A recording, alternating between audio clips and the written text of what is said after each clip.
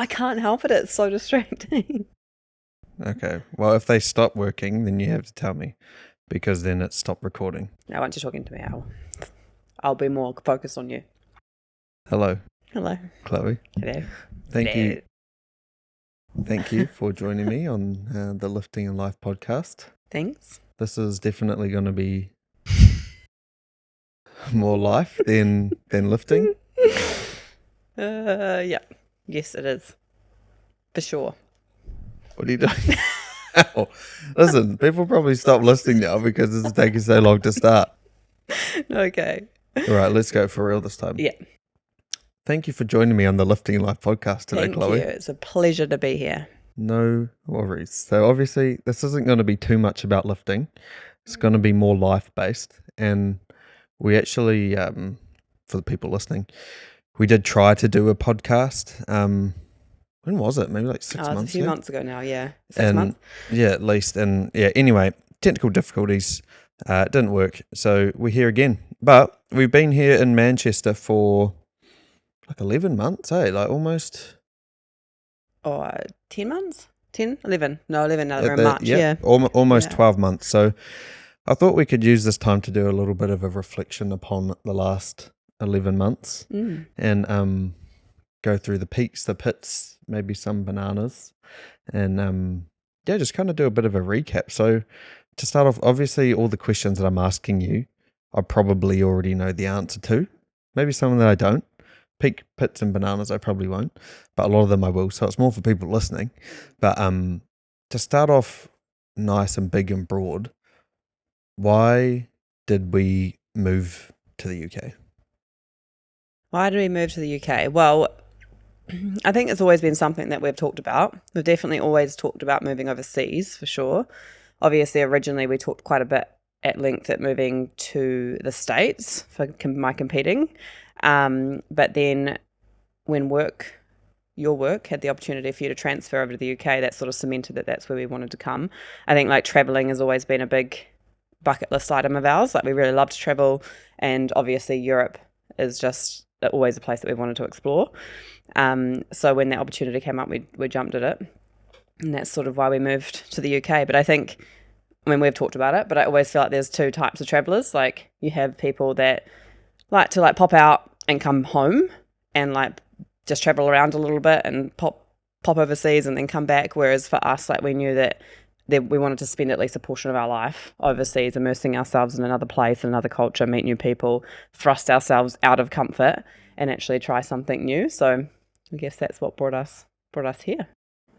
I would agree. Like the word thrust. Yeah. Thrust ourselves out of word, our comfort isn't zone. But it's quite funny because when you get here, like that is definitely part of what we wanted to do. But now you so quickly establish a comfort zone, if that makes sense. Like we're still in Manchester on the other side of the world, but now like Manchester's like our temporary comfort zone, like it's not like we're on the road for 2 years going like here, there and everywhere. So you still have your comfort zone, but now we get the opportunity to travel so easily.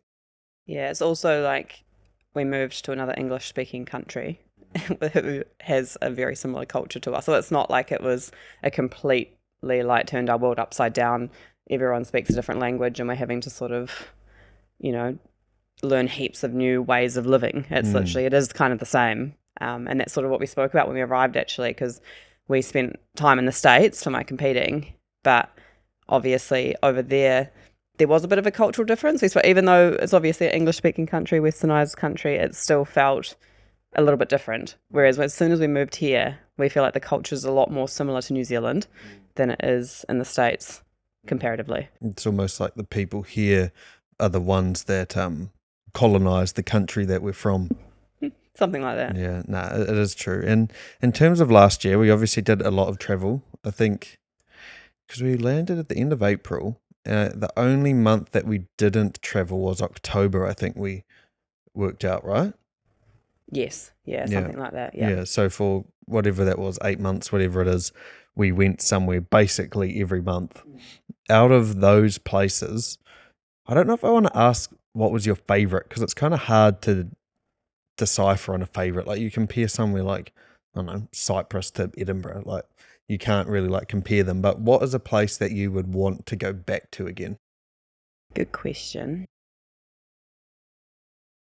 There are two places that probably come to mind the most, I think, and they're both quite different. So, firstly, Cyprus is probably a place that I really, really loved. It was our first European country that we went to, and so it was quite exciting for that reason. But then also, I mean, it was beautiful, like the Mediterranean Sea and going to all the beaches. It was stunning, but then there was a lot of history there as well, and obviously just being really immersed in that sort of side of things, and then you having that link with your friend's family living there for a period of time, and we obviously were lucky enough to get to stay with them, and they had so much background knowledge to Cyprus itself, and so to get that experience to really understand the place, I don't know, it felt like we had quite a lot of, like we were quite linked like there almost in a way, yeah, so it felt quite nice, and it was a place that we'd been talking about for a long time, so I think for that reason that was quite significant, and it's definitely a place I'd like to go back to.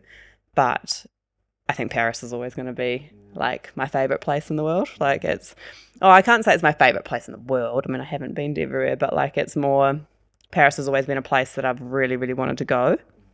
And then we got to go there with my brother. And so that was it was very cool. And there's still so many places that I want to see in Paris, one being Disneyland. Yeah, you just want to see it? It's just see it. See it from the outside. Going to Disneyland. And yeah, there's a few places that we obviously didn't get to go in Paris. But I think France in general is just, we've spoken about that, but a place we want to explore at greater lengths. So I think France as a whole would be one. Lock that in. What about you? Oh, you flipped it on me. I was going to ask you another question. Yeah, maybe like focusing on Cyprus just for a second. That I remember that feeling, like how you're saying, like it was our first European country that we went to. Just that feeling. I remember when we were flying in, and like you start to look over Cyprus. I remember being like, holy shit, like this is like Europe, like this is our first like country in Europe that we're going to. This is so wild, and it felt so foreign because obviously like it's not like it wouldn't be first language is English, so it'd be like second or third language is English, so it felt a lot more foreign. But in terms of where I would want to go back to, I don't know, I feel like we're on the same page, like it just have to be France right now. But there's so much we haven't done, like we haven't done Italy and like Greece and like, so many places, parts, even like Switzerland, like all of that. Like there's so much stuff that we still haven't done. But I think that would be if I had to pick somewhere to go back to, it would be France. Yeah, I think Cyprus as well, being the first place that we went to, and there was such a big lead up for us moving, and it's one of those things when you move overseas, and I'm sure many people can relate that have done it themselves or have ever thought that they want to do it.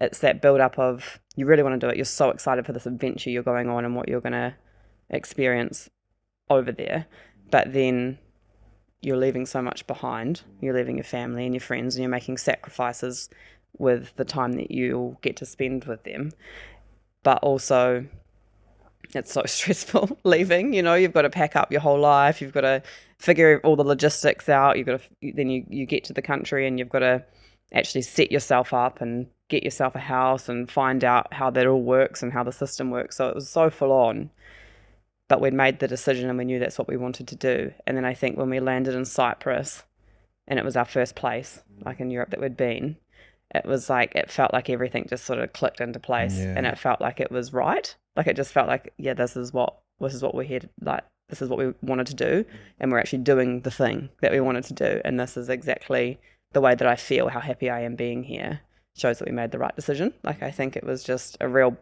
a pinnacle moment being in Cyprus, which I think is why it has like so many fond memories, What was it like for you leaving Wellington, the place you've lived in your whole life? And because a lot of the time people might leave cities, you might move to Auckland or something like that, or like maybe move to Aussie or something where you're still only, you're still really close. So what was it like for you leaving Wellington to come literally to the other side of the world after having lived in Wellington your whole life? Good question. It was pretty challenging. It was like a roller coaster, but the funny thing is that I had thought about this many, many times, and that I would literally go to bed at night sometimes, even when I had nothing was booked. I wasn't moving overseas, but I would visualize myself moving overseas and what that would be like to be at the airport and saying goodbye to everyone. And I honestly would almost cry. I'd be so emotional, and it wasn't even happening. But I knew it was something that I wanted to do, and so it was always like it's, you know how you sort of at nighttime in particular, it's almost like a problem solving time where you like go through things and solve problems in your head. That was sort of one thing that I knew that was going to come up at some point in my life. And so I'd thought about it at such length. So when it was actually booked in, it's a funny feeling because it's like your whole mind, you're going through so much emotion and you're so like upset about leaving, but you're so excited at the same time, so you're torn. But it's like everything in your body almost is like, well, just don't do it. If you're this like upset about it, just don't do it. But you know that I explain it to you like, you've got your foot on the accelerator and your foot on the brake at the same time. Like it's like your body's going, just stop, just pull the handbrake, just stop. But your whole body and mind and soul is like, no, we're going full steam ahead. This is what we want to do. So it's this conflicting like feeling the whole time because you want to do it and you know that's what you want to do, but you know you're going to miss everyone back at home. But I was also so excited because it was something I wanted to do my whole life. So it was just this feeling of like, oh, I know there's no going back. This is what I'm wanting to do, so I'm just going to do it. So I think like the airport was always going to be the worst thing for me, and that was what I had visualized for many years. Like the feeling at the airport was always going to be the worst thing, just saying goodbye and those final hugs and the tears and the farewells and stuff. That was pretty hard. But once we were over here, you know, you stay so connected with everyone. Like you've got, with technology the way that it is, you can just talk to everyone. Obviously the time zone you'd think would be quite challenging, but the time zone's actually quite good because it's basically morning and night, which is probably the only time that you're going to talk to people anyway. So you make it work. So once we were over here and we were so busy getting ourselves set up and obviously planning trips and finding a house and all those sorts of things, it was sort of you just got on with it. And as you say, now you've got a new rhythm like of life. Like, yeah, we're over here and it's definitely different, but you do just find a new rhythm and you do just get into a bit of a zone of like, well, this is my home now. And yeah, there are times that you definitely miss home and you call those people and you know that at the end of the day they're only a phone call away. So it's that saying goodbye I think sucks. yeah, Like I would love to just be going like from there and then boom, all of a sudden you're just over here and you didn't have to say goodbye to anyone. yeah. It's like that's literally the worst part, I reckon. Yeah, it is. Like at the airport, we were like, you know, like mum bought some sushi and stuff, and I just like didn't even feel like eating. I don't know, you're just in this mode where you're like, I just really want to go now, but also at the same time you don't want to go. You hang on to those final minutes. Yeah. You're literally like, this is the last I'll time that I'm going to see you I'll give you another hug. years. Yeah, so it's like it's a really odd feeling. But you always know it's going to be horrible. And then once it's done, well, to be fair, I was a bit of a wreck the whole plane ride over. It's true. Yeah. I'd be fine, and then like we'd be sleeping on the plane. So we were very lucky on the plane. Our second leg of the flight, we got a whole row of seats to ourselves because the plane ride was so empty. And so I was lying on a row of seats by myself, and I thought I was absolutely fine. And we were kind of halfway through asleep. And then I just like woke up and just started bawling my eyes out again. And I woke up Cam and I was like, I'm not okay. So it was a bit of a roller coaster. I feel like you actually did like way better than maybe what I expected you to do. Yeah. You know what I mean? Like, especially because it's not like I moved countries for a few months when I was a teenager, but and I like moved out of home at quite a young age. So I've moved around a little bit more, but it's not like I've really like moved to the other side of the world or anything. But let alone like you having been in Wellington, one place like your whole life, especially so close to so many friends and family. It's like leaving like your roots to come all the way to the other side of the world. Like I think you handled it really, really well. Well, thank you. But yeah, I think knowing as well like how many people do it. Yeah. Like I think moving to the UK from New Zealand is quite a common thing to do. Yeah. And so I think it makes it less petrifying, you know, because you're kind of like, well, people do it all the time and they love it, you know, and I had so many friends that have done it and loved it. And so you have all these testimonies effectively of people that just like are like, you're about to have the best time of your life. You'll love it over there, you know? So you just feel at peace knowing that. And at the end of the day, like, you know that in the back of your mind, you still know that it's a 32-hour flight home, probably. Yeah, minimum. Yeah. But it's still a flight, you know, within 2 days you can be home if you got there and you didn't like it. But we knew that once we got here, we'd I remember be able us to get chatting settled. about the fact that it was like such a common thing to do, like to move to London from New Zealand. But then, like, the flip side to it is that, like, although it's really common, I remember us chatting about this a lot when we first moved here. It's actually like still a really hard thing and really like can be quite a complicated thing to do as well. Like it seems so easy or linear, like, oh, you see your mate who's living in Auckland, oh, they're now living in London, oh, they're at a concert, oh, they're out, oh, it looks so fun and easy. But then like you get here and you're like, oh shit, we need to like find somewhere to live, we need to like get our NHI number, we need to like get jobs or like whatever it is. And it actually like is surprisingly difficult to do. Although I feel like we were lucky in that we had a bit of luck on our side mixed with quite a lot of hard work and like finding a place and all that kind of stuff.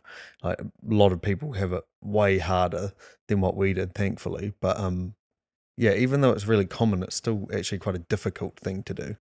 Yeah, and I think, and as everyone says, you won't know until you do it. Yeah. Like no one can prepare you for it. They can tell you to the blue in the face exactly all the steps that you've got to do once you get there. But I think and we knew it was, you know, we weren't willing to find a place before we left because we just knew that because we just knew that we wanted to see the place.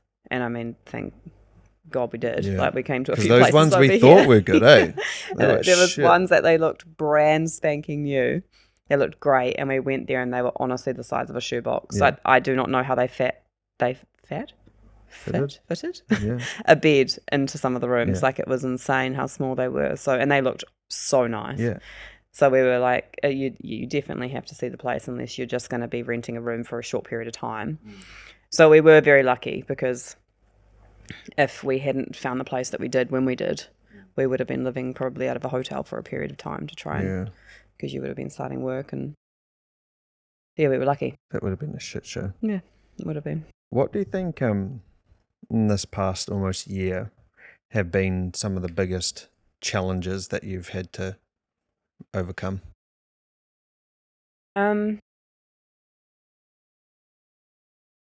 Good question. I think I've said that every time, but it's making me think.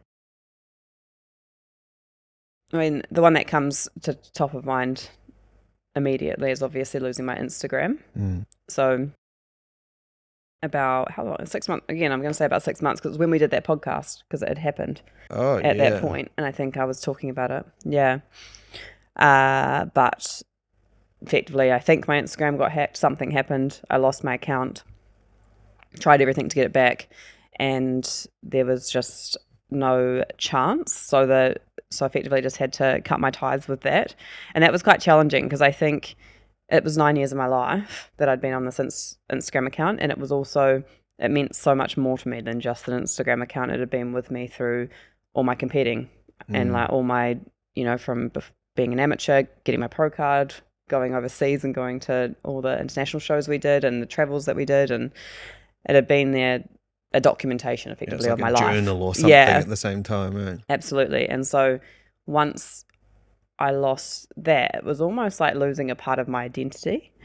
And so it was a blessing and a curse almost. And we've talked about this at length, but it's one of those things that's like everything has a silver lining if you're willing to see it.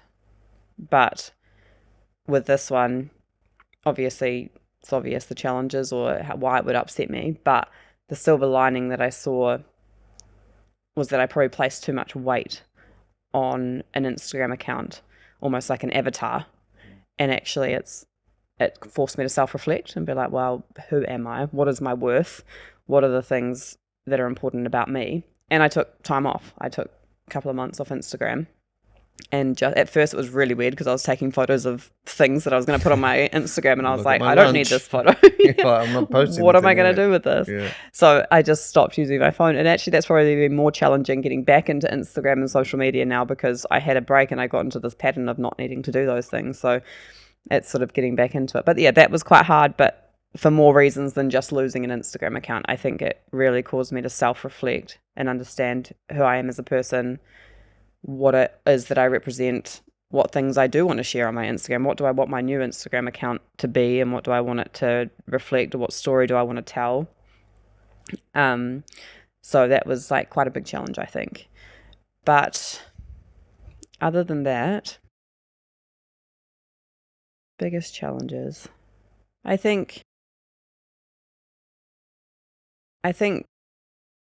being over here in general is probably one of the biggest challenges, like being away from people. But you know, when you go through hard times, like when I went through my Instagram, or when there's something stressful that comes up in your life, the people that you want are your family and friends to sort of let you know that you're on the right path or that everything's okay. And so you sort of question things a lot more. And because of that time zone difference during the day is when you're sort of going through those like stressful moments, and you can't just pick up the phone and call someone because they're asleep. So I think that's probably been quite challenging, although it hasn't come up as much as probably I would have thought that it would have. Touch wood. Which is, yeah, touch wood, which is good. But there have definitely been times where that's been a real challenge, but that's all part and parcel, and I think that's expected when you move to the other side of the world. Yeah, that losing your Instagram was shit, man. It actually sucked. I feel like it took a solid like few days to start trying to like, I don't know, extract the silver linings or the learnings out of it or something. Yeah, but it did. I remember that period, like the couple months, whatever it was after your Instagram, like it was almost like quite liberating for you in the sense of like not having to worry about being on your phone as much or checking it or like having to post stuff or like, and it also, like you were saying, it lets you like reflect on how you want to be on social media now in terms of like, you know, being maybe more yourself or just posting whatever you want to post or something, and not having the pressure of like having to uphold something that you've been before. Like, sure. and there's a lot of ways that it, I think, is quite like, I don't know, liberating. I feel like is the easiest way to sum it up. Absolutely. I think I've changed and grown so much over that time that I had that account, that it's only natural for things to change and evolve anyway. But I think when you're just literally starting fresh again, it's literally like, well, where am I now? Like, what is it that I want it to be? What do I want my brand to be? And I think with like authenticity being at the forefront of social media now, which is what it should be, everyone likes to consume things that are truly authentic, where people are really being themselves, and it gives you that opportunity to really reflect and self-reflect. So it's been quite good for that, I think. But I'm not going to lie and say that it was easy, because I think that period when it happened, because it was just like, at first it was like I didn't want to let it go. So it was like I fought for a long time to try and figure out. So many YouTube videos like how to get it back, like all the forms and like all that shit. Yeah, and try and figure out if there's any way, talking to people and friends, that to see whether there was anything that anyone knew. But then came the time that I had to go, okay, am I letting it go? Yeah. Because if I am, then I have to like just cut ties, you know. And at that point was when, because I think it was only like you have a period of time to try and appeal it, and then it deletes everything immediately anyway. And so once I'd made that decision, it was more liberating, because I was like, okay, well, now I've accepted it, and now it's time to move on. And that was when I could have some time to just really like think. But yeah, it was pretty rough, but we kind of like joked about the fact that it was like, well, fresh start, moved to a new country, and now I've got a new Instagram account. So yeah, fresh start to my life, just cut all ties. Yeah, man, that sucked. Now, maybe a bit more of a positive note. So that maybe we'll say those were your pits. Yeah. A couple of pits and one big pit. What about peaks? Like, what have been some of your highlights, either specific things or even like more macro level kind of highlights? What have been some of your peaks in the past 11 months? Well, I think the biggest peak is going to be having had the memories that we've made over here with friends and family coming over when they did. We weren't here very long before we had friends and family. Well, literally, I think we'd moved into our place Second 1 week. Yeah. And we had my cousin, Trent, come stay with us. So he stayed for a few days, and that was just awesome. So we had fun. like new city, and we had him come over, which was awesome. And then who was next on the list? We had, I think, your friends, right? Oh, we went to Cyprus. Yeah, and Cyprus. And then we went. That was June. Yeah. And then Greg and Mick, we went to Amsterdam. And then in August, that was Zaget. Yeah, with all your friends. And then we had Kyle, so my brother, come over in September. And so we had went to Paris and Wales and all sorts, which was really cool.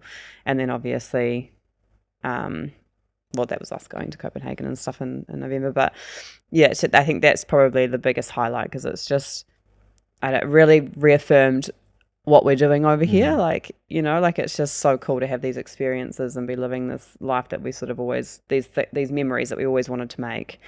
And that is things that, you can lose your Instagram account, but you can never take away the memories, so to speak. So it's something that you'll always have. And I think that's pretty cool. I think that's definitely been a highlight, because not many people get to say that they've, traveled Europe with their brother or their cousin or their friends. Like, you just don't get to do that every day, especially coming from New Zealand. New Zealand's just so far away. So you might go to Australia, you might go to Bali, you might go to the islands, but it's not very often that you get to say, yeah, we traveled Europe. So that's pretty cool. In terms of a macro level peak, I feel like that's pretty macro. That's pretty macro. Yeah, maybe we go more specific peak. Can I add an extension onto your one? Yeah, while you're please. Thinking? Yeah. So what I wanted to add is that kind of being here also gives people the excuse to come as well, or the reason, maybe not the excuse, maybe the reason to come, because even Kyle, for instance, he was coming over for work, but then he tacked on all the traveling that we did. I don't know if he would have maybe done so much stuff in that week or whatever if we weren't also here, especially obviously coming to Manchester and Wales and stuff. But then also Mum and Jamie coming over, Mum especially isn't the biggest traveler, so giving her a reason to come over for a few weeks and go to France, where Nana grew up, or go to Switzerland or wherever we're gonna end up going. And then Jamie as well, she obviously has been in the States for a few years now, but giving her a reason to come over, and we get to spend time with some of the people that we're closest to on the other side of the world. It's pretty crazy, really. Yeah. And we just would always pinch ourselves before the trip. We would just be like, imagine if we told ourselves 2 years ago that this is what we'd be doing. That we'd be doing this with Kyle, or that we'd be doing this with your friends, or whatever it was. It's just, you've got to really pinch yourself, because when you're in it, it's kind of easy to just be like, oh yeah, this is the new norm. Yeah. And it did become like that. We were just going places all the time. So it was just literally well, this is just the norm, getting on another flight. And it was even, I think, which trip was it? It was a 45-minute flight, and we were in another country. It must have been Amsterdam or something similar. Yeah.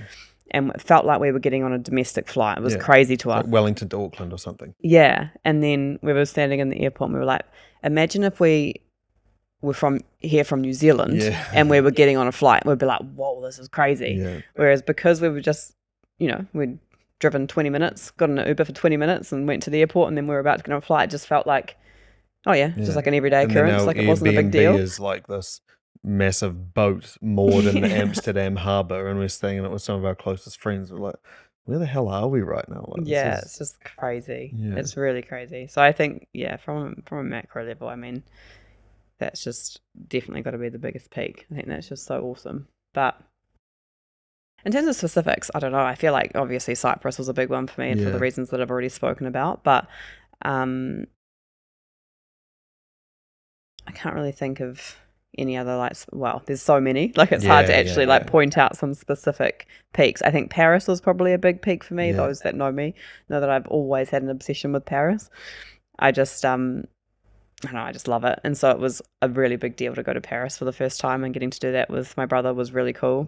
And it was everything that I thought it was going to be. A lot of people kind of talk down Paris. Like they'll be like, oh, you know, it's not as great as you think it's going to be. It's kind of a disappointment. Whereas like I loved it. I thought it was everything but we did have the caveat that we reckon they'd cleaned it up a lot. The Rugby World Cup was on at the same time. The Rugby World Cup, and we've got the Olympics obviously this year. So we think that it actually was a lot cleaner. Yeah. And a lot of people say that apparently it's not that clean usually, but we thought it was great. Yeah. So that was probably another real peak. But what about you? What are some peaks? Oh, so many peaks. I feel like our week in Budapest would just be so high up there. True. It's such a weird thought thinking that like you're in Budapest with a whole bunch of your closest mates who you grew up in this town of like 30,000 people, which is such a small little town. True. Then to be at this concert with more than 30,000 people at one concert, there's like 70,000 or whatever there was there. I think that was quite cool. But just like, I suppose it's kind of what I was saying before, but like a macro level, like spending time with friends and family, giving them a reason to come over as well on the other side of the world, like hands down. Yeah, just so that's just cool. Like easily the biggest peak. Maybe another specific one, getting to go to Copenhagen for work. That was pretty sick. I was going to say Copenhagen, yeah. Yeah, because we went to Copenhagen in November, middle of November for work, and the Christmas markets were on, and like, I don't know, it was just such a nice time of year to go. Yeah, actually, I think Christmas would have to be, like that period actually could have to be quite, maybe it was more of a banana. Yeah, maybe I'm jumping the gun. I was going to ask for your banana next. Okay, I'm just going to... This could be your banana if you want it to be a banana. I think it is a banana. I think the Christmas period, because it wasn't really... Well, to be fair, I had said I'm excited to wear a Christmas jumper at Christmas. Did you get a Christmas jumper? Which I didn't get a Christmas... Don't even talk about it. Sensitive topic, too soon. Sorry. But I couldn't find a Christmas jumper that I liked. But so in the end, I didn't even get a Christmas jumper. But obviously in New Zealand and Australia, Christmas is summer. So we've always had summer Christmases. And coming over here and getting a winter Christmas, I mean, I was most excited about wearing matching jumpers, which didn't happen, but we've got, we'll do that this year. But I think Christmas I felt like it started so early, like it must have been October that we started seeing Christmas decorations and everything popping up around Manchester and then also in the stores. And then we were like, whoa, that's so early. But then because the weather started getting really cold and it got a lot darker, and then Christmas markets started popping up, and then we went to Copenhagen and we had the Christmas markets over there, it actually felt like Christmas. And this is the weirdest thing for me, because we grew up with a summer Christmas and I've only ever known a summer Christmas, so it does not make sense that it feels more Christmassy that it's winter, but it must be because of the exposure through movies and TV, because obviously 100%. we've watched all like American movies and stuff growing up, and so Christmas movies are always winter, always snowing, always like wearing Christmas jumpers, warm inside, all the rest of it, drinking cocoa and eggnog.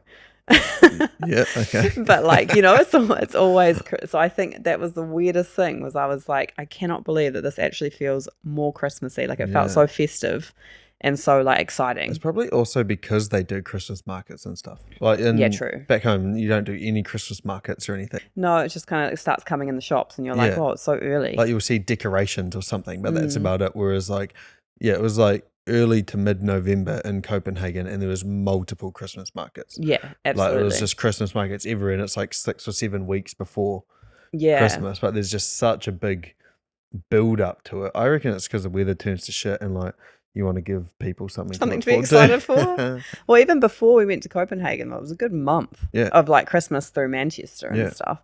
And then I remember sending a photo of us in Copenhagen, me and Bella, and my friend in Copenhagen, our friend, my friend Bella, my friend Bella, in Copenhagen, and I sent it to my family group chat, and I was like, "Merry Christmas," and they were like, "Calm down, it's November." Yeah. And it was early as well too, right? Yeah. Being like, I didn't feel like it was Christmas until I like called you guys. Yeah. But to me that was so weird. But if I was home, that makes perfect sense. You'd be like, chill out, it's still ages away. Yeah. Whereas like to me, I was like, I really felt like it was Christmas. And so for a good like 3 months, it actually feels like Christmas. Like it's so festive. It feels more like Christmas as a season versus being one day. Yeah. Whereas at home. So I think that was such a banana because it was just like, how does this feel more Christmassy to me when I've grown up with summer Christmases? Yeah. I think it's because, or maybe explaining the daylight hours a little bit more and why it gets so depressing.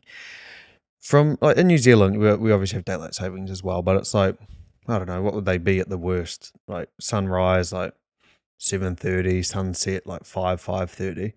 Whereas like here, it's like sunrise at the worst is like 8:30, and then sunset at the worst is like 3:30 p.m. So like when you're going to somewhere like Copenhagen, It was more like so. you think about putting up Christmas lights and all that kind of stuff. Like there's so much more reason to do it. You know what I mean? Because it's darker for so much longer. Yeah. But that was interesting in Copenhagen because that was November. Obviously, like when you're mentioning that at its worst, that's obviously like middle December, end December when it's at its worst here. Whereas like in Copenhagen, it was before that. Yeah. Like it was like 3 p.m. that it was starting to get dark, and that was in November. Yeah. So I can't even imagine what the daylight hours are by the time it gets to like literally December or, you know. And if you think you're going worse. to bed at like 9 or 10 p.m., it's like 7 hours of darkness. But it feels weird. Like you literally feel like you should be getting ready for bed. Yeah. It's such like a we'd funny be out feeling. at dinner like 6 p.m. or something. We tried to get... Like, oh, man. One night we tried to get into dinner at like 4 p.m. Yeah. But nothing was open. Because we thought it was later because it felt so late. Yeah. Yeah. That was a weird time. I think my banana... Obviously, there's probably lots of bananas. Also, for people who don't know what a banana is, it's kind of like... Good point. Just anything. Peak, pit, and banana. Really fun thing to do when you're away on holiday each day. Even when we were super tired, when we were traveling with Kyle, it would get like 11 p.m., 27,000 steps done. You're like, okay, what's your peak, pit, and banana? Peak, pit, banana. So obviously, good thing, bad thing, and then just whatever. It's an honourable mention. It can be something funny. It could be, it's just an honourable mention. Something random. Just something you want to talk about. Yeah. But my banana, I reckon, would have to be getting free tickets to Parklife, which is the festival here in Manchester, and being right up the front for Fred Again and Skrillex. Yeah, that was pretty cool. It's just, especially now that, like, Fred Again, he was big then. Like, this was like June last year, but he's just I think he's popping off now, blowing up now. Yeah, for sure. So like being literally on the barrier for that concert or that gig was just so sick. Literally. And at the time we talked about how cool that was. Yeah.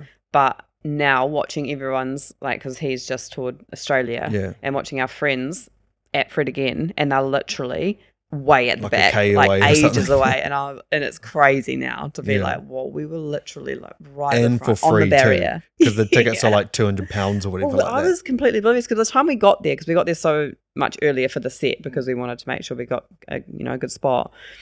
And so I was quite oblivious to the fact, like, I knew we were at the front obviously, but I was quite oblivious to the fact of how many people were there until he said, everyone put your torches up. And then we turned around and there was like, a sea of like 70,000 lights, people, I think he said was there, which was like wild. And then you actually saw how many people there were. You were like, whoa, it's crazy that we're up the front right now. And we didn't know we were going until the day beforehand as well. Yeah. Like, yep, I've got the tickets for all of us. For 6 people. Let's go. Oh, that was so good. Yeah, that's a good banana, actually.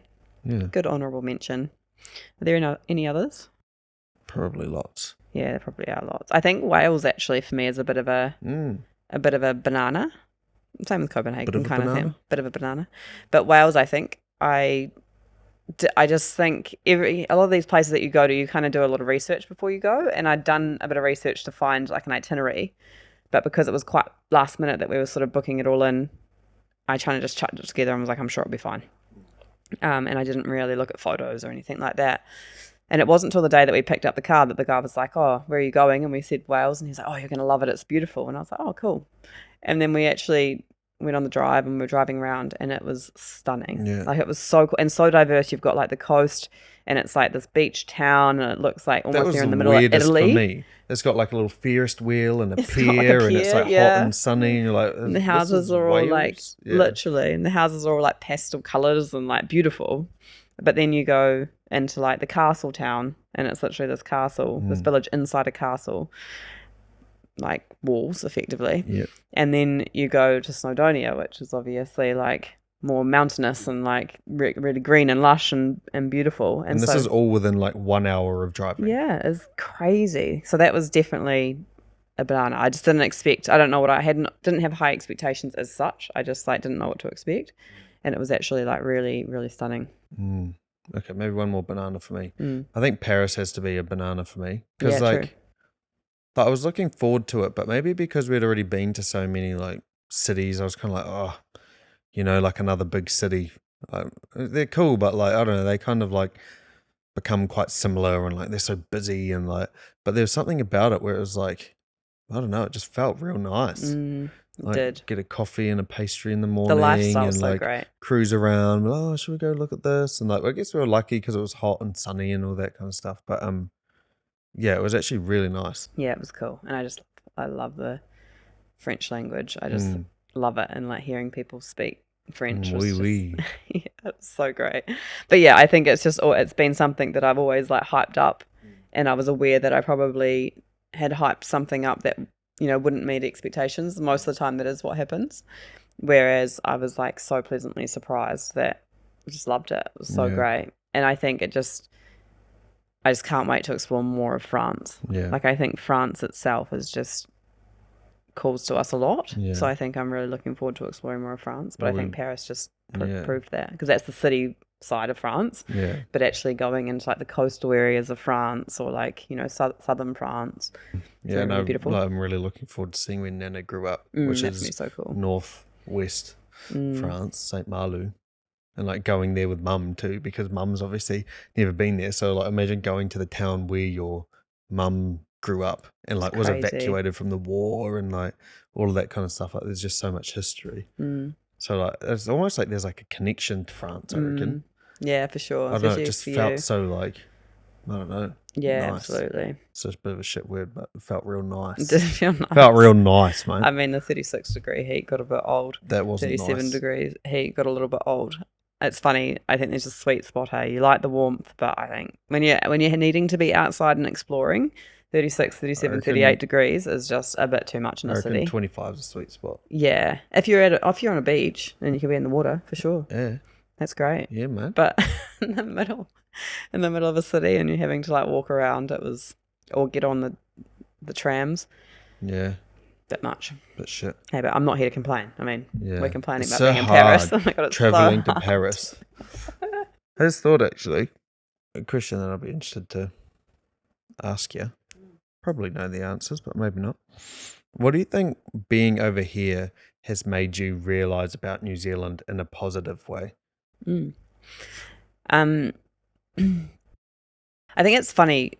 You don't know what you've got until you don't have it anymore, or like you can reflect on it like we can now. But you always know New Zealand's such a beautiful place. Like you grow up knowing that, but you have nothing to compare it to as such. Like us going to the States and different things, and you go for a short period of time, you can kind of reflect a little bit. But until you actually immerse yourself in another place for a period and actually see a lot of places, it's when you can really reflect.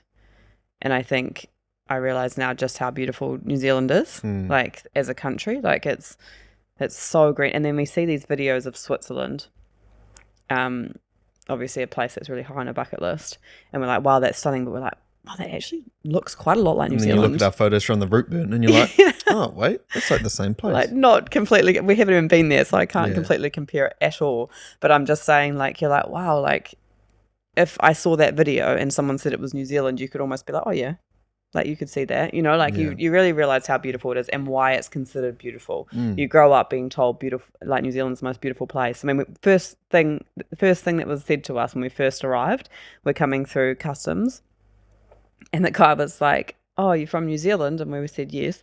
And he was like, oh, why are you here? And we said we were moving to Manchester. And he was like, why? He was like, why would you leave New Zealand? Asked that so many times. It's like one of the most common responses. So, oh, we're from New Zealand. What? You're from New Zealand? Why do you live here? Why did you move here? Absolutely. It's one of the most, we get asked it all the time. And it is because obviously New Zealand is beautiful and you can understand, and it would be people's bucket list. It's so far away. I reckon it's a seclusion. Yeah, it's just so far away that people can't, because obviously Switzerland's stunning. Yeah. But it's like an hour flight or whatever it is, an hour and a half flight. I know people here who don't have passports. Really? Don't have passports. Have never what? But Yeah. that's crazy. Yeah. Because they would have to have passports now, right? With Brexit. Yeah. Well, that's don't have passports. Insane. But that's the one thing that we've always found coming from New Zealand and being so far away is that we are a nation of travellers. Yeah. Like we do want to travel, whether it just be for holiday. Yeah, I also reckon that like Europe to people here is like the South Island to people in the North Island. Absolutely. We didn't like, you know, the South Island's beautiful and all that, but like, oh no, I'd rather go overseas. I'd rather spend my money traveling overseas. And then it wasn't until like lockdowns and stuff that we were like, oh, okay, well, we can't go overseas. Let's go to the South Island. And then you're like, holy shit, this place is crazy. That's stunning. Yeah, exactly. And there's so much. Stunning. So I think, what was I saying? Oh, yeah, New Zealand. Yeah, so I think like that's obviously a large part of what you reflect on is just like how beautiful New Zealand is. And you can actually compare it to a lot of things because having experienced like different places. But I think the other thing about being over here and reflecting on New Zealand is how similar the culture is over here, I think. Like, that's quite interesting. Especially, like, sense of humour. The sense of humour is the biggest thing, I think. So, like, kind of dry and a bit sarcastic and, like, people are really nice as well. Like, it's so Yeah, it's really seamless. Similar. And it's quite funny. Like, I think, like I've said before, but going to the States, from our experience that we've had in the States, it's just, like, you can tell there's a cultural difference. Yeah. Like, you can, they don't really get sarcasm and, like, you do feel like there's a little bit of a difference there in terms culturally, whereas like here, you feel like you just like you could just the banter is the same. Mm-hmm. Like the banter is exactly the same. The jokes are the same. The humor's the same. If not, they're probably funnier over here. Yeah. So that's been quite funny, like noticing the similarities between NZ and there. I think I've thought of two. For me, one strange or interesting one, it'll be the same for you as well, is being in a town that's inland or a city that's inland, away from the coast. Like having grown up in Whakatane and then been in Wellington, and like even though we're like in the hut, you still drive past the coast like every day, go fishing lots. Like especially last summer, I was fishing lots. So like. Now, and we're not far from the coast, but because we don't have a car or whatever, it'd still be like an hour on the train, and the coastline's pretty shit. So you don't really want to go there anyway. But being inland, I think is quite an interesting one. And then the second one that I thought, it seems kind of ironic because New Zealand is so small, but realizing actually how big New Zealand is in terms of land mass in comparison to UK and England specifically, but even the UK in general. Like from Manchester to London, it's like a 2.5 hour train, and that's like most of England. Yeah, like you could do like crazy. Edinburgh to the south coast of England in I don't know, maybe 5 hours drive, maybe 6 hours tops. Whereas like in New Zealand, that would be like Wellington to Whakatane. Yeah, you'd do that in like a 7 hour drive, and that's like yeah, that is crazy. Standard. I think because we've travelled to the States, again, comparing those two, it's like we've travelled to the States and like it's the opposite. Yeah. Like people drive for hours and hours and hours, days to get to a location, and that's quite normal. When they go to like spring break or whatever, it's like an 18-hour drive or some shit. Well, our Pacific Coast Highway was a good 20 hours or whatever it was when we drove up to Yosemite, and we had to do it over a couple of days. And so we're quite used to the other way around, where it's like New Zealand sounds quite small, and whereas that's been so surprising because the UK obviously is, you feel like it's this big place, whereas actually it's very tiny. And the interesting thing following on from that is learning how you get used to proximity based on where you kind of live. Yeah. Because people think that because they're so used to traveling short distances, those short distances become long to them. Yeah. So literally like driving 2 hours is like, oh my God, 2 hours. Whereas to us, if we're driving up to Rotorua to see your family, that's 6 hours. 6 hours. And sometimes we'd do that in a weekend. Like, obviously not all the time. It's not ideal, but we'd literally just do that in a weekend and come back. And so 2 hours is like nothing. And the same with flying. So that's sort of what you experienced when we went to Cyprus, and it was a 4-hour flight. Yeah. And people were like, what? You're just doing that for a couple of days? You're only going for 4 days? Yeah. I'll go for at least a week. Yeah, because of the people flight. being like, I've never slept on a plane before.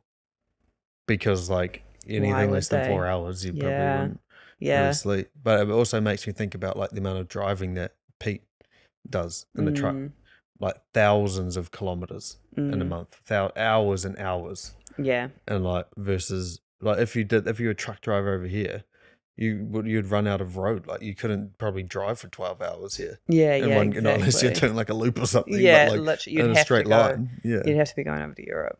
Yeah. Like, it's crazy. But also, yeah, the inland thing, touching on that, that's been like quite challenging at times. I think the interesting thing about that is I think how much I've realized it's almost part of my makeup Yeah. or part of my soul to be around sea salt, like salt in the air almost. Like it's like being around that sea breeze is almost something that I need. And there's times, because I've never lived in a city centre, I've definitely almost felt claustrophobic, and there's been times that I've said to you, we just have to get out. Yeah. Because other than obviously we like traveling over to Europe, we weren't, and when we were here, we weren't necessarily like going around anywhere. And so being in the city, it was just too much after a while. Like after a couple of weeks, you're like, oh, I just have to get out, because I feel like you're just always breathing in fumes of cars almost, like there's no fresh air. And then even when we went to Liverpool the other week, and it was almost as soon as we like stepped off that train and like got outside, it was like the air was so fresh because it's so coastal, and so it's literally on a dock. So like when we walked through, it was just so nice, and we heard the seagulls. It was the first time that we'd really heard stood seagulls, out, hey? and normally back home we wouldn't even notice them because they're everywhere, and you just always hear them, and they just become part of the background noise. Whereas like you mentioned it, and I was like, whoa, that's so weird, like hearing seagulls and actually hearing them. You know, it'd be almost like hearing cicadas in summer. Because like you're so used to hearing them, it just becomes background noise. I think there's something like it's the ear, but also I reckon there's something about like, I don't know, I kind of like visualize it like geographically, like placing yourself. Like when you, like the ocean is obviously such a obvious landmark. So you kind of always have a feeling of where you are. Whereas like when you're in this inland city, you're going to kind of have to like, I don't know, visualize it in a different way in terms of getting your bearings around. Like you're in Wellington, you know, if you're going towards the harbour, okay, well, Newtown is this way, or like, you know, whatever, or like if you keep going around the harbour, you get here. And I reckon the other thing to it is never really looking out at a horizon. I think is so strange, because when you're at the ocean, you know, like you're looking out to the horizon so far, but like when you're inland, you just never really like get to look out at a horizon. Yeah. I think the bearing thing for me probably doesn't stand true, because I remember don't really have them no matter where you are. Yeah, I remember being in Taupo and you've been like, just go towards the water. Like, you know, when you're walking through the strip, anyone that's been to Taupo obviously in New Zealand, but you're walking through the streets and it's just in the shops. And I was like, how am I going to find you? And you were like, just go towards the water. And I came out of the shop and I was like, where's the water? Where's the water? Bearings and me just, you know, I'm very geographically challenged when it comes to actually centering myself and figuring out where I am. But yeah, no, it's definitely been something interesting, because it's not logical. It's not something conscious that I'm thinking about. Like, oh, I feel weird because I haven't been to the water. Yeah. It's like something within me that's like, I just need to see the sea. I need to go to a beach. I need to be like, it's just something about that air, I reckon, like the sea breeze that just does something for me. Jumped into Aphrodite's Cove. That was our first swim in the Mediterranean in Cyprus. Something like almost spiritual about it. Like, whoa, this is what we're meant to be doing right now. This feels great. And it's like chill as, like real hot day, don't have any plans. And you're like, it's such a like contrast to the 9 to 5, like got to get shit done, got to get stuff done, like got to do this, and then like, whoa, you can actually like live life like this too. I don't know. Yeah, the contrast is like crazy, but I think there's just something about being at the beach or in the ocean that's grounding. And so I think that's always probably been like that for both of us, because growing up on a beach town or like close to the ocean, like it's always been a place. I know definitely growing up, that was always a place I went and like sat and I'd think about things, or if I was feeling stressed, I'd go down to the beach, or I'd always be going for walks down the beach. So it's like, it's just such a normal part of life. And so I think, yeah, like you say, it's not that far away, but without a car it is. And I don't know what's close that's actually any nice, that's any good, you know, that you'd actually want to go sit at. Like, it wouldn't be like a nice beach. I don't know. I think there's one, I don't know where it is, but I know there's one to the east that the guy that came to fix our east? washing machine. Oh, yeah? Is that He what you said, picked up from his Scouse accent? yeah, he said to go out there, and there's a nice beach. He goes out there for holidays, but I can't remember the name of it. Nice. We Something nice out should there. go check that out sometime. Maybe before we finish off, I know this was predominantly a life one, but maybe a little bit of lifting. Yeah. How has your like training and nutrition and all that kind of stuff been since we've been here, and obviously managing it with holidays and like all of that kind of stuff? How has your training and nutrition been? Yeah, it's been really interesting, I think, but I think it's been such a great thing for me self-development wise. I think it's like really helped because I think I've always like obviously a lot of our travel has always been around competing or shows or on prep, off prep. It's always been around that. So like it's always been very food dominant. Like that's always the priority. It's like bring my meals with me, or we make sure that I can easily cook a meal when I Still have get to go there. to the gym, like Yeah, and it's always been the gym has to be like first and foremost. And moving over here, I knew that was, not going to be the case because we needed to get our whole life sorted. And for me as a person individually, like mentally and everything, I knew I needed to make sure I went to a gym and found a gym pretty soon because it's really important for me in my life. But it just wasn't the priority straight away. And so initially, when we first got here, I was very sick for a good couple of weeks. Like, it was very unfortunate. You were very sick. I got sick off the plane and then I was just really not well. And so, that blew everything out of the water. There was no training or food really in the forefront there. But once we sort of were just getting settled, it was just about like we were eating well, but it was just about just getting meals in when we could. When we felt hungry, it was just eating intuitively. Eating meal deals. Yeah, meal deals like, on the go, like a lot of the time because we had no real like we were staying in hotels and all sorts of things. And obviously we were staying with our friends, which we had good meals when we were staying there. But it was sort of just eating intuitively, eating when you were hungry, making conscious decisions, like eating healthy enough, just making sure we were getting the right protein and nutrients in. But it really wasn't about like, no, we need to make sure we hit our macros and hit our targets. It was nothing like that. And so that was interesting because I think I didn't really think too much about it. And that for me is pretty big considering it's been such a big part of my life. Like obviously initially, like struggling with food as a young person, like, having eating disorder and all the rest of it. And then going into really healing from that and going through bodybuilding and learning a lot about food and nourishing my body. And then coming out the other side and realizing that I can spend like a good 2 months or whatever it was just eating intuitively and not weighing anything. Meals, didn't even have a pair of scales, like body weight scales or food scales, and just really like still feeling confident within myself and knowing that this was just a phase in my life where it wasn't about like looking like having all this muscle mass or it wasn't about counting anything. It was just literally like eating for health and well-being. And I was super comfortable with that. And I think that was the biggest win for me for that was like, and it wasn't until I reflected afterwards, I wasn't even thinking about it at the time. It was just so much about what we were doing at that point in time. And that was such a big win. I remember reflecting afterwards and being like, whoa, I just haven't even given a second thought. Like it wasn't a worry. It wasn't a stress. It wasn't like, oh, okay, well in 2 weeks you need to get onto your food, or on Monday you need to make sure, there was just none of that. And I think that just is real testament to the amount of work that I've put in to my relationship with food and also my relationship with training. And it's not necessarily just for an aesthetic. It's very much for well-being and life and health.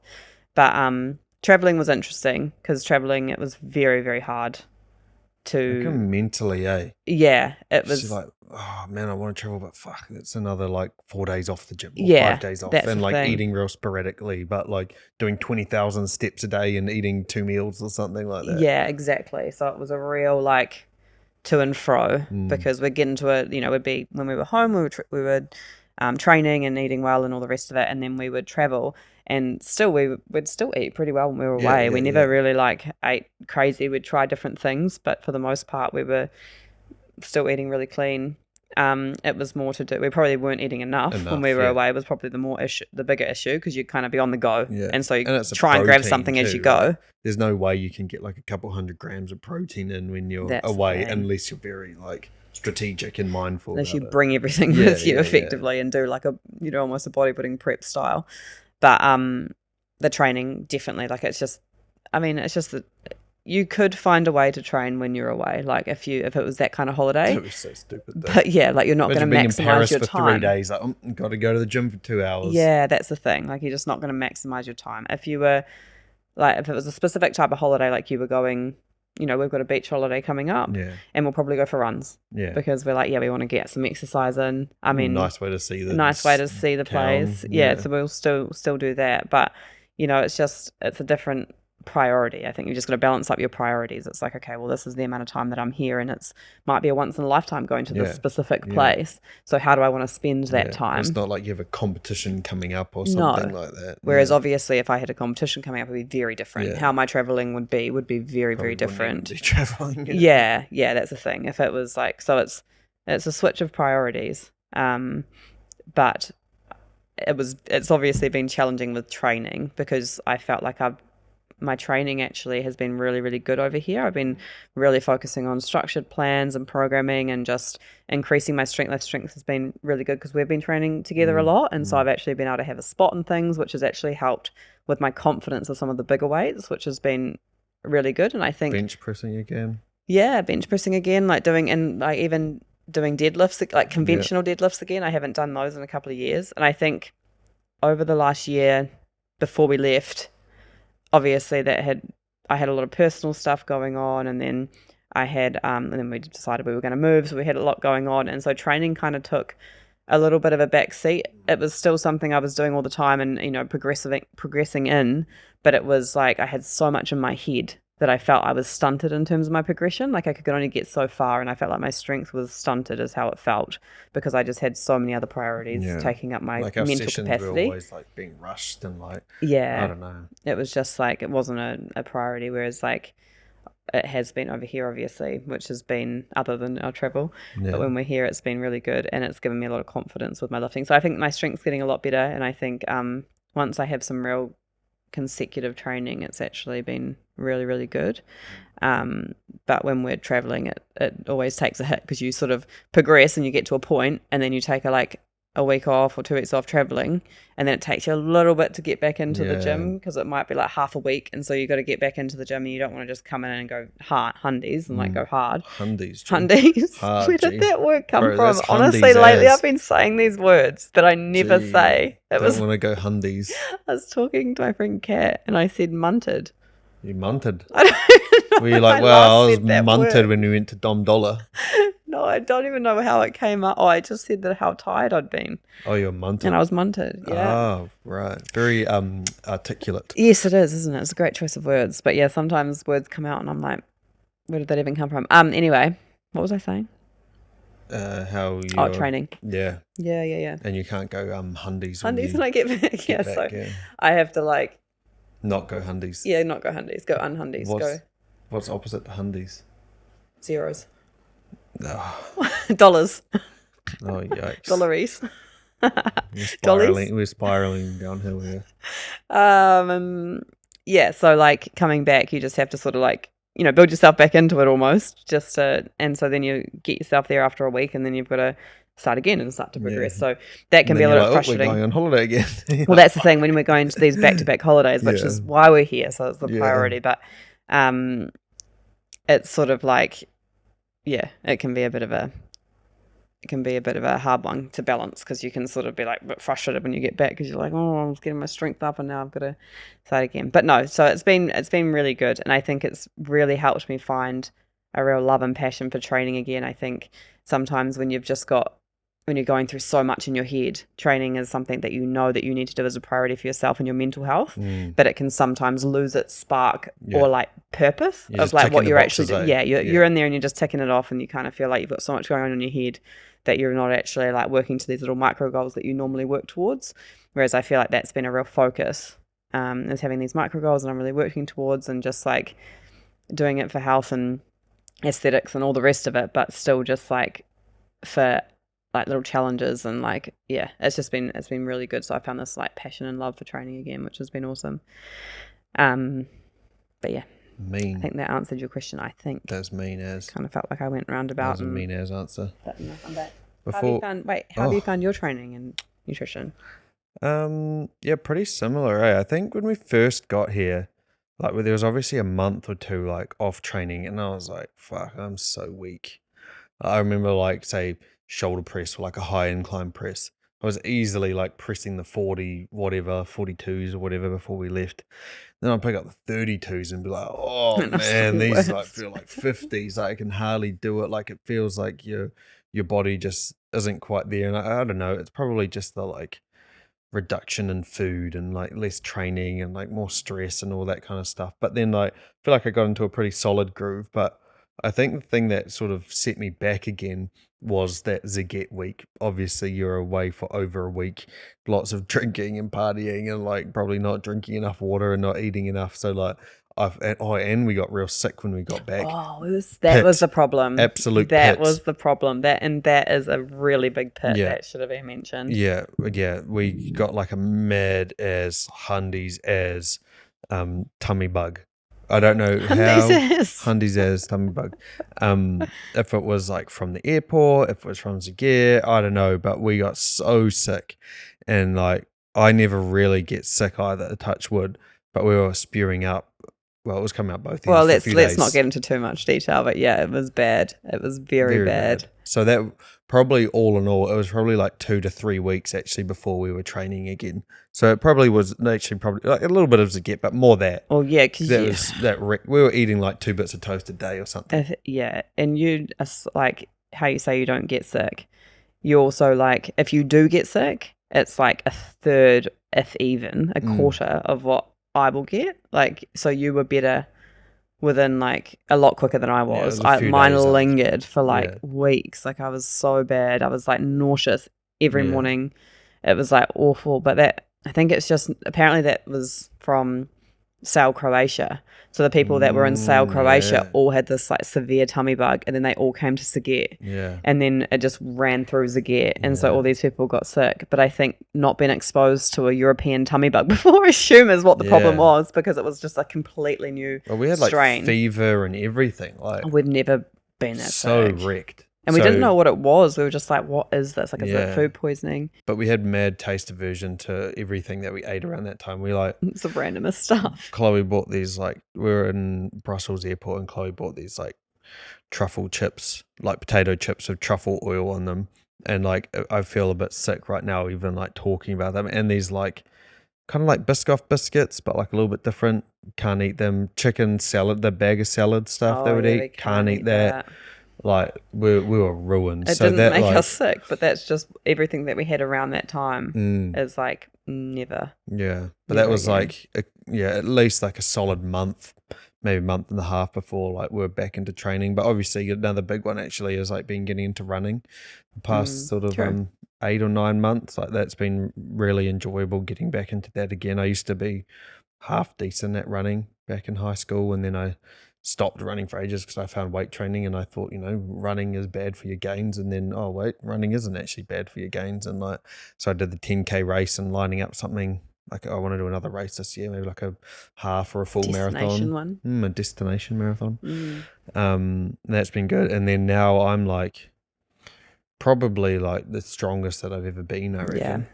Like on my high incline press, like I was saying, other 32s are heavy. I'm up to 50s on that now for 5 reps without a spot, and like doing like a really powerlifting focus split again. So like I feel like I've been in a real solid groove with my training, especially the past couple months. I reckon I've been like, especially since I changed it to the like really hybrid focus, like focusing on the powerlifting framework on the compound lifts and then incorporating spin bike and running. Yeah. I feel like I'm in a solid groove with it now. Yeah, it's definitely the fullest I reckon you've looked in a long time. Maybe ever. I'm not like in what way? Like I'm chubby? Yeah. I'm real full. Like my face is looking real full. Your muscle bellies look full. Oh, my muscle bellies. Muscle bellies. Thank you. Muscular cells. Fibers. Muscular cell bellies look really full. Yeah, no, running's actually a bit of a banana of the year, maybe even for in terms of our training. Bit of a banana again. Yeah. Not a full banana. No, last year. A bit of a banana. I kind of like saying it like that. Bit of a banana. Bit of a banana, kind of like bounces. banana. Bit of a banana. Yeah, never thought I would probably. Oh, I always kind of thought I enjoyed running, but I probably didn't think that I'd get into running. Into running. I think this is coming to an end. Yeah, into running. Shit, yeah. But no, it's been like so good, and like really realizing how it can complement a weight training program. I mean, like it's going to be really cool to test it more this year and really understand like the growth that you can have and the gains that you can have while still incorporating running and that hybrid training style and like what sort of advantages it offers, like obviously improving cardiovascular fitness and how that is going to help with hypertrophy and growth gains, etc. So like it's going to be really cool to put that more to a test, but also I think doing some sort of destination race of some description this year will be cool because it's just a little challenge. Yeah, I reckon like October and November, eh? Yeah. I think I'll do a half. I don't know. We'll see. I'd like to do a full. I'd like to do a full, but I just don't know whether. Depends if the body can hack it. Yeah. It'll be interesting. It'll be so interesting. Half's doable. Yeah. We'll see. 100. Watch this space. Whoa. Maybe to wrap it up, I feel like most people listening or watching probably already follow you and know who you are. Mm-hmm. But if they want to find you, what's your Instagram handles, bro? At Chloe Lynn Fit is my new Instagram handles. It was Chloe Lynn Hunter, whereas now it's at Chloe Lynn Fit. That's my new brand. Lit. And then it's same for, I've kept it the same for now. I've changed it for TikTok, so it's Chloe Lynn Fit, and the same with YouTube, Chloe Lynn Fit. Plan is to get more into YouTube. Yeah, and you need to do YouTube, girl. Yeah, actually do some more YouTube. I think I'm better at longer form maybe even a podcast. Content. Have you found the podcast? I think you do a great job. Thank you. No, I like the idea of a podcast. I really want to do a podcast. It's because I love to I can just talk and talk and talk. So I know that kind of form, we've talked about it, but that kind of form of content would be good for me. So it's just finding my groove. Your niche. My niche. Niche. It's niche. Yeah, no, but Americans say niche. I think. Niche. At least the girl that we listen to on YouTube. That one girl. She says niche. Wow. Thank you, Chloe. Thank you. For coming on the Lifting Thank you Life. for having me. Hey, no worries. Am I your favourite guest so far? Yeah, like you're up there. Oh my gosh. Thank you. The first time I've used this room. What do you think? Yeah, I like this room. I reckon it's cool. I reckon it's cool for a one-on-one style podcast. Well, obviously most of them are one-on-one. I mean, in-person podcast. In-person. One-on-one in-person podcast. I think it's good. It's kind of like a relaxed, groovy little space, you know? Groovy. Okay. Thank you for listening and for watching. We'll catch you in the next one.